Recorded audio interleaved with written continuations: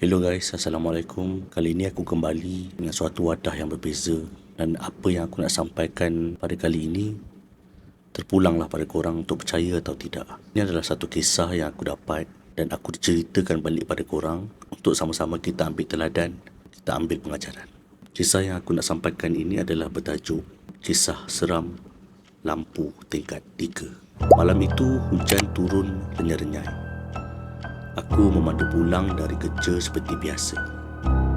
Jam di dashboard kereta menunjukkan pukul 11.47 malam. Jalan raya sudah lengang dan aku hanya mahu sampai ke rumah untuk mandi dan terus tidur. Aku tinggal di sebuah apartmen pangsapuri lama yang sudah berusia lebih 20 tahun. Bangunan itu tidaklah terlalu menyeramkan. Pada waktu siang, ada taman permainan kecil, surau dan kedai runcit dekat bawah. Tetapi pada waktu malam, ia terasa berbeza. Terutama sekali tingkat 3. Aku tinggal di tingkat 5 dan untuk ke rumah, aku terpaksa melalui tingkat 3 menggunakan lift. Sejak mula berpindah 6 bulan lalu, aku sering terdengar cerita daripada jiran-jiran. Kalau lift berhenti dekat tingkat 3 tengah malam, jangan keluar. Aku ketawa je. Bagi aku, itu cuma cerita orang tua-tua untuk menakutkan penghuni baru. Namun malam itu, aku percaya. Aku masuk ke lift sambil melihat telefon. Tingkat bawah, butang nombor 5 aku tekan. Pintu lift tertutup perlahan. Tingkat 1, tingkat 2, kemudian lift berhenti di tingkat 3. Aku mengangkat kepala. Pelik. Tiada siapa yang menekan dari luar. Pintu lift terbuka perlahan. Koridor tingkat 3 sunyi. Lampu kuning yang malap-malap kelip. Tiada sesiapa. Aku mengeluh. Lift lama memang macam ni. Aku menunggu pintu tertutup semula, tetapi pintu tidak tertutup. Seolah-olah ada sesuatu yang menghalangnya. Aku menjenguk sedikit keluar. Kosong. Hanya deretan pintu rumah yang tertutup. Kemudian aku terdengar suara perlahan, seperti suara seorang wanita. Tolong. Aku cepat-cepat masuk semula ke dalam lift. Jantung mula berdegup laju. Aku tekan butang, tak bergerak. Aku tekan berkali, masih tak bergerak. Suara itu kedengaran lagi. Tolong saya, kali ini lebih dekat. Seolah-olah berdiri betul di hadapan lift. Aku memberanikan diri memandang. Tetapi koridor masih kosong. Bulu roma di tengkuk aku berdiri. Aku cuba bertenang. Mungkin jiran, mungkin suara dari rumah lain. Aku tarik nafas. Kemudian lift tertutup sendiri. Ting. Naik ke tingkat 5. Aku menarik nafas lega. Nasib baik. Aku keluar dari lift, tetapi sebelum pintu lift tertutup, aku sempat melihat sesuatu di penjuru lift. Pantulan pada cermin, ada seorang wanita berdiri di belakang aku. Rambut panjang, baju putih, mukanya tidak kelihatan dan aku berpaling pantas, kosong. Lift sudah tertutup. Aku berdiri kaku. Mungkin aku penat. Ya, mungkin itu saja. Esok paginya aku bertanya kepada pengawal keselamatan. Bang, tingkat 3 ni ada apa sebenarnya? Pengawal itu diam. Dia memandang aku lama. Kau nampak apa? Aku ketawa kecil. Tak ada apa. Saja tanya. Dia mengeluh. Dulu ada seorang perempuan tinggal dekat tingkat 3. Aku boleh fokus. Dia tinggal seorang. Katanya tunang dia meninggal sebelum dia kahwin. Sejak itu, dia macam berubah. Aku diam mendengar. Suatu malam, dia berhenti seketika. Dia hilang. Hilang. Pengawal mengangguk. Pintu rumah berkunci dari dalam, tapi orangnya tak ada. Sampai sekarang tak jumpa. Aku tersenyum hambar. Cerita seram biasa. Aku tak mahu percaya. Tetapi malam itu, aku terdengar sesuatu lagi. Jam menunjukkan pukul 1.13 pagi. Aku sedang menonton televisyen. Tiba, ting, bunyi lift.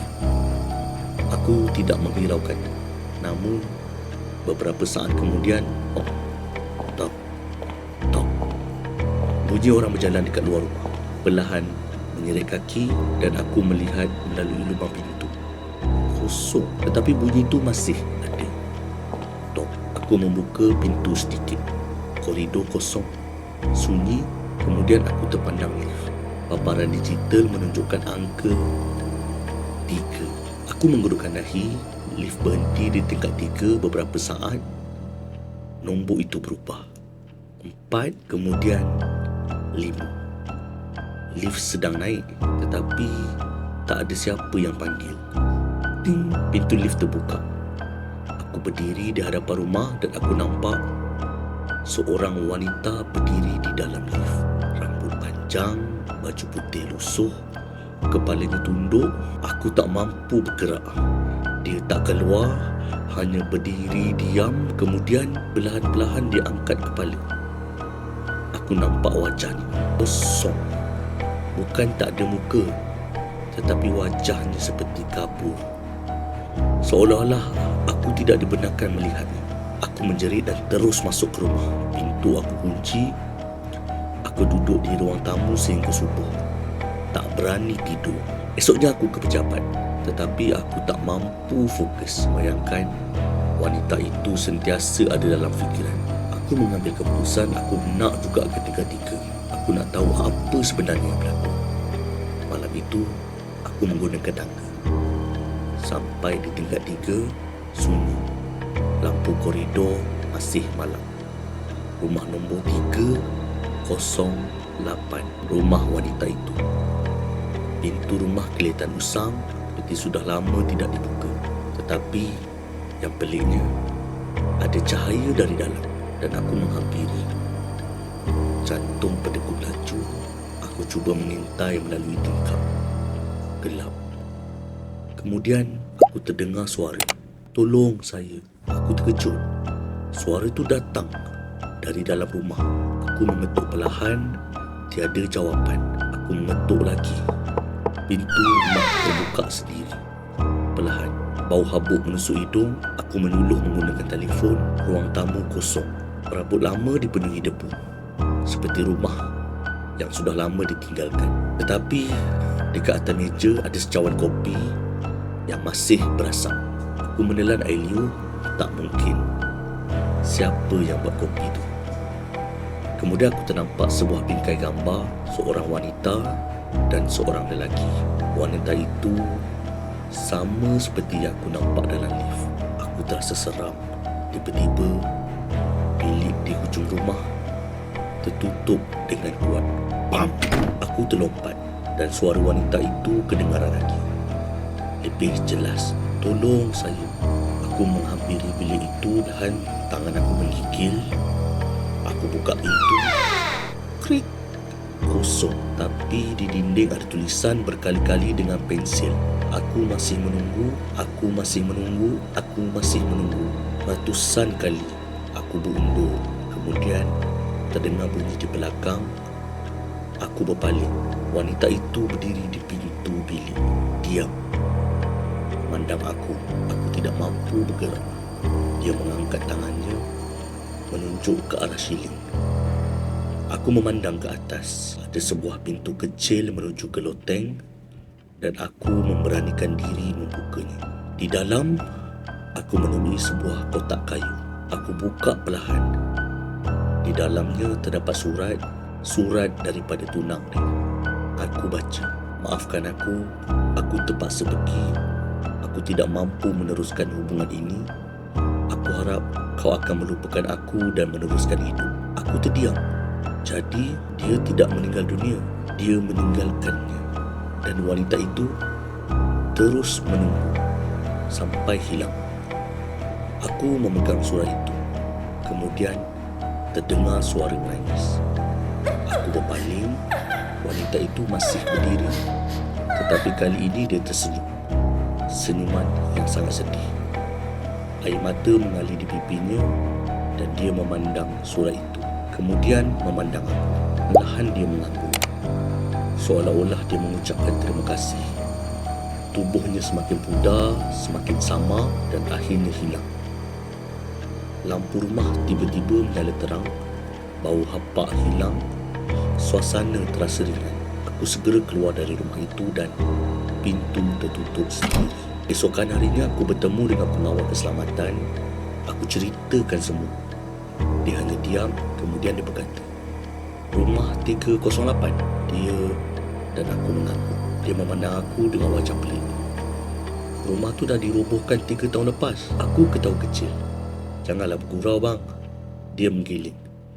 "Lift tingkat 3 dah lama ditutup." Aku terdiam. "Tak mungkin." Dia bawa aku ke lift dan aku terkejut. Pada panel lift tiada nombor 3, yang hanya 1, 2, 4 dan 5. Aku menggeletar. "Tapi saya masuk rumah dekat tingkat 3 bang." Pengawal tu memandang aku, wajahnya berubah pucat. Perlahan dia berkata, "Sejak aku kerja sini, ramai yang kata mereka pernah singgah dekat tingkat 3. Tetapi dia berhenti." Aku memandang. "Tapi apa?" Dia terlali. "Tak pernah ada orang yang dapat bawa balik apa-apa dari sana." Aku terus teringat. Surat. Aku segera menjeluk beg. Masih ada. Aku mengeluarkannya, tetapi surat itu sudah bertukar. Bukan tulisan lelaki, sebaliknya hanya satu ayat. Ditulis berulang kali dengan tulisan yang sama seperti di dinding rumah itu. Aku masih menyimpan surat itu sehingga ke hari ini. Dan setiap kali aku membacanya, aku akan terdengar suara wanita itu berbisik di telinga. Perlahan, sedih, seolah-olah masih menunggu seseorang. Tulisan itu berbunyi, "Kalau kau nampak tingkat 3, jangan sesekali masuk." So, itu kisah aku yang dapat aku ceritakan untuk korang pada malam ini. Jangan lupa like dan subscribe.